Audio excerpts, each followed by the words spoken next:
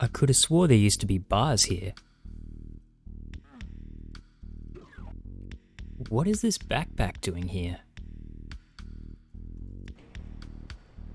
What is this bridge doing here? If you've ever asked these questions before, don't worry. It's probably not that your memory is failing you. In fact, it's probably that your memory is very good and that you played an older version of these maps. To explain, I'm going to take you back to Doom 2's release in September of 1994. At this time, the version number it shipped with was 1.666. Over the next few months, id Software released a few updated versions, 1.7, 1.8, and then in February of 1995, coinciding with Ultimate Doom's release, the version number that most people are probably familiar with today, 1.9. From a player's point of view, most of the changes between versions were pretty hard to notice and relatively mundane. Things like code improvements, readme changes, minor bug fixes. However, as I'm alluding to, there was another set of changes which a keen-eyed player definitely could spot, and they were fascinating. Several of the maps were altered across versions. And in this video, I'm going to go through each map of Doom 2 which received changes and outline what they were. Please note, I'm talking about the PC releases of Doom 2 between September 94 and February 95 only. There have been other changes since then, such as for console releases and the Unity port, but I'm not talking about those. I'm just going to be talking about the original PC Doom 2. Let's go through the maps.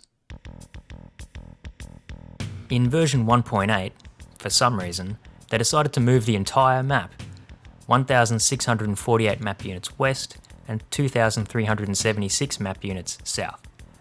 I guess it was because it ended up putting the centre of the map a lot closer to the origin point of world space. However, this had an unfortunate side effect. The distances they chose altered the relative alignment of the floor and ceiling textures, also known as flats. And in some places this was very obvious and jarring. They realised pretty quickly though, and in version 1.9 they shifted the map again, although only slightly this time.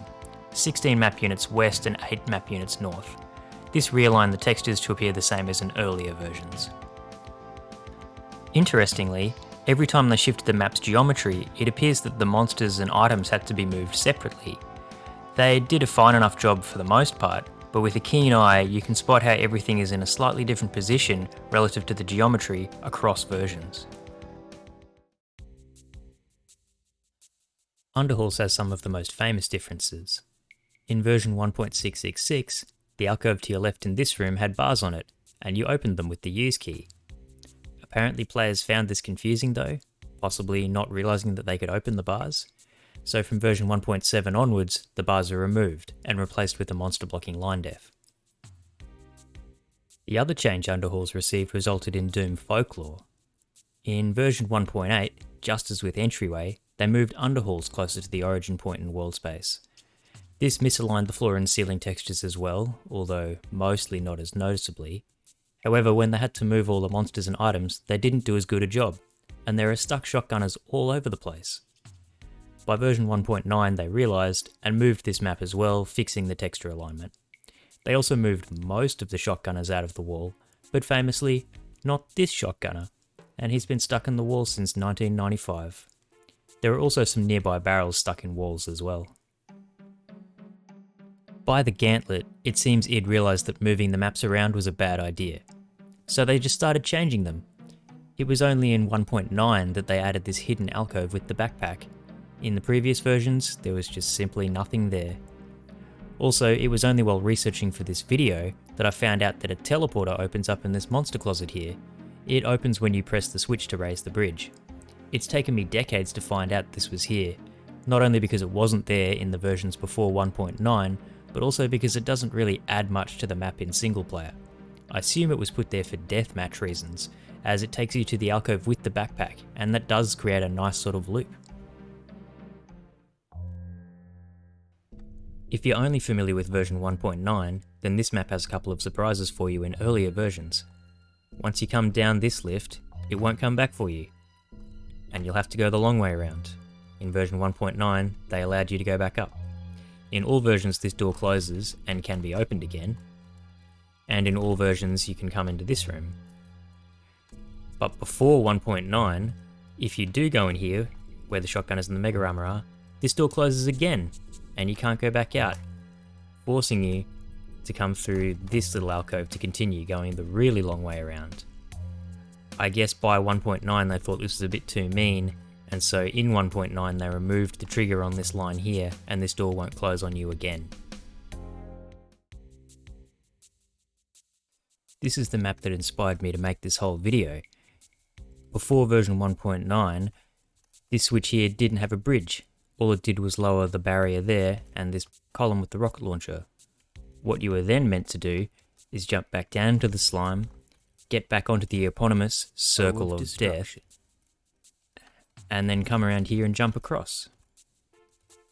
But I guess players found that too confusing, because in version 1.9 they added this bridge here, allowing you to very simply walk across.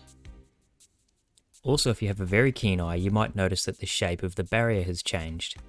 When before in the earlier versions it was more of just a plain U, they've now added these little side bits. That's because before the side bits were there, you could strafe run to this platform, and then very carefully just walk your way around the barrier, and not even have to lower it. Pretty clever of them to realise. Also before version 1.9, this poor old Arachnotron here is stuck in the wall, and if you fall down behind him, you can get stuck as well. In version 1.9 they realised, and set him free.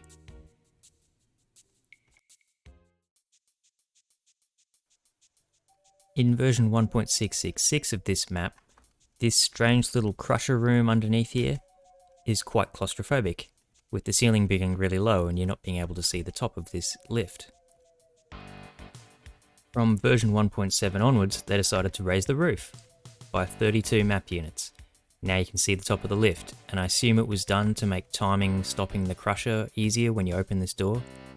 Unfortunately, they didn't seem to realise that they've revealed a line def missing an upper texture here. Damn. If you've been playing map 15 on anything but version 1.666, you've been playing it on easy mode. When you get to this group of enemies, look to your right. There's a whole extra zombie man. I guess they thought he was too much, because from version 1.7 onwards, he's gone. Just as a strange side note, the zombie man appears to be the second time that this map was made easier. In the beta version of Doom 2 just before release, version 1.6, the cyber demon that's usually set to be there on co-op is set to be there on single player, even on Hurt Me Plenty. Damn. In the 1.666 version of Tenements, the teleporter that's in the lava down here doesn't work in single player, and that's because the teleport destination for it is set to multiplayer only. I guess that was an oversight. In multiplayer, or if the single player teleporter worked, this is where it would teleport you, near this pit with the yellow key and the Arachnotron. Funnily enough, in version 1.7 onwards, to fix it, rather than just simply mark the teleport destination as single player, they change where it sends you. It takes you to the pillar of the central courtyard with the soul sphere. I guess they decided to make it an easier map as well. Speaking of courtyards, in version 1.666 of Courtyard, in this little shed room here, there's an entire line def missing, and you can sort of spookily see through the wall. They realised pretty quickly though, and from version 1.7 onwards, it was there, and now the shed is solid again.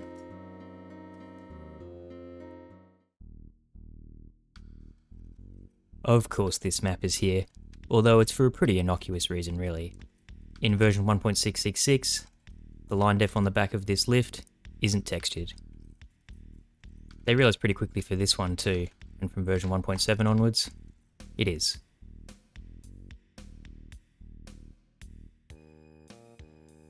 Bloodfalls is the only map that Sean Green made for Doom 2, and there are several differences between the 1.666 version and later versions, maybe because of his rookie status as a mapper. Anyway, starting in this area, this column can only be lowered from one side. This side. And then the lift that allows you up here has the same brown rock texture on it as all the other walls, letting it blend in. And then if you'll notice the blue key door, it doesn't have the blinking light on it from later versions. From version 1.7 onwards, the column can be lowered from any side. And as you can see, the lift here has been given a lighter grey stone colour to allow it to stand out a bit more. And you can probably see from down here as well, but the blinking light has been added to the blue key door to make it stand out too. But wait, there's more! This room in here has some fairly uneven texturing. The wall here has this brown rock texture on it rather than the same wall texture as everything around it. And if you noticed, I didn't get a secret notification walking in here. In fact, this map has no tagged secrets. Not even this one down here. 0 out of 0. They changed that from version 1.7 onwards as well. This room is tagged as a secret, and they fixed up the texturing to make it more even. They also added a secret down here, which is famously empty on the higher skill levels. It's pretty well known that the guys at id were really into deathmatching, but maybe even they didn't deathmatch this map very much, because back in version 1.666 it only had 2 deathmatch starts. They fixed that from version 1.7 onwards, adding 3 more here, and for some reason just very slightly moving this existing one.